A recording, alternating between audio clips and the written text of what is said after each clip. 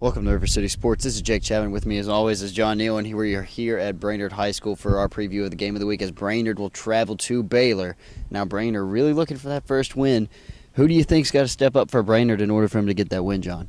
Well, Jake, I think it'd be Tevin Walker, the quarterback. They got some injuries, some key injuries at the running back position with Marcus Evans being out with a bruised knee and Tony Ward still trying to heal up that hyperextension he had. So it's going to take Tevin Walker connecting with a couple of his receivers early and often, a couple of screen passes, a couple of drags, or maybe a quick pitch or two to try to get some confidence under him because they've played three very good teams. Innsworth is ranked number 1 in the state.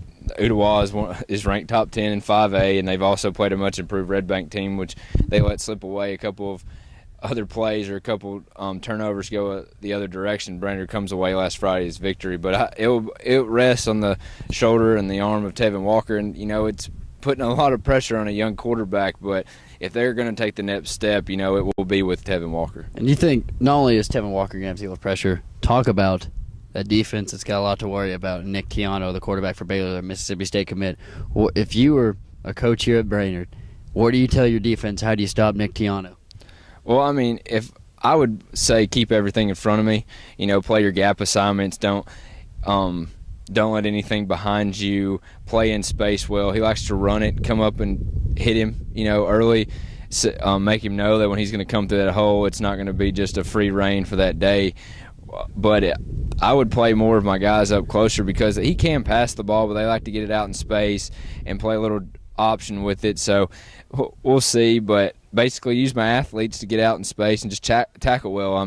That's all you can do with a very good Baylor team. And they are a bunch of athletes on this team. Kalen Stewart, he's a 3-star recruit, getting letters from Vanderbilt, Eastern Kentucky, and all that.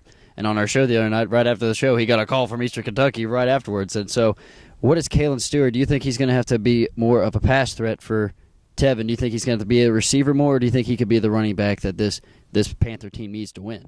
Kalen Stewart, he's a dynamic athlete for these Brainerd Panthers, and if you got to get him the ball. That's just basically to it. Any way, form, fashion you can get it in the return game on punt returns, kick returns, defensively making him mismatch, maybe force a turnover, but offensively get him touches in the backfield, get him touches in the slot. Outside, he should have at least 20 touches this game if the Panthers want to keep it close and keep it to the fourth quarter as Coach Gwynn tabbed and finish. Coach Gwynn really tabbed about finishing for this Baylor or for this Brainerd team, and if they finish and if Baylor's sleeping a little bit, it could be a very interesting night come Friday there at Baylor High School. But, look, Kalen Stewart, it took him a couple games to get going last year.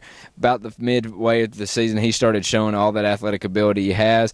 But also remember they have Raheem Finley at the other receiver, so he can create some mismatch options. And all the Brainerd Panthers need is just a little bit of confidence. If they believe they can beat you, they can do that. So I think they need to settle down, start off fast. Don't hang your head. If Baylor's going to score on you, Baylor will score on you.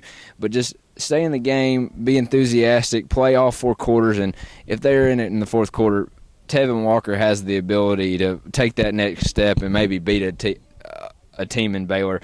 And you want to talk about a signature win for a program, Jake. If there's anyone to do it, it's beating Baylor on a Friday afternoon at their home for Coach Gwynn and these Brainerd Panthers. And we talk about confidence. Brainerd's got the speed. They have the talent. But now they just need to mix that final step in, and that is